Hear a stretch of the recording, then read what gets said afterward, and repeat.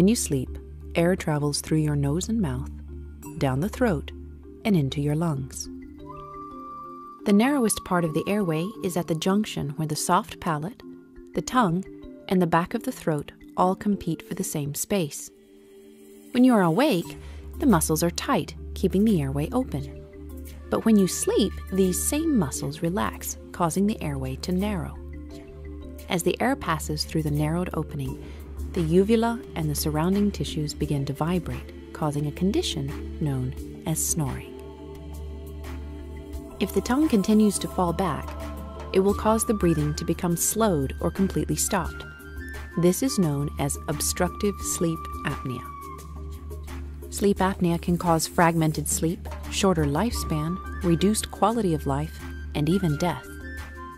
A comfortable and effective option for treating obstructive sleep apnea is with a custom-made, removable sleep appliance that a dentist trained in the treatment of sleep apnea can provide.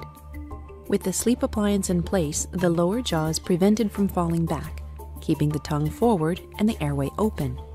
Often this will reduce or eliminate snoring and sleep apnea, providing the body with deep, restful sleep.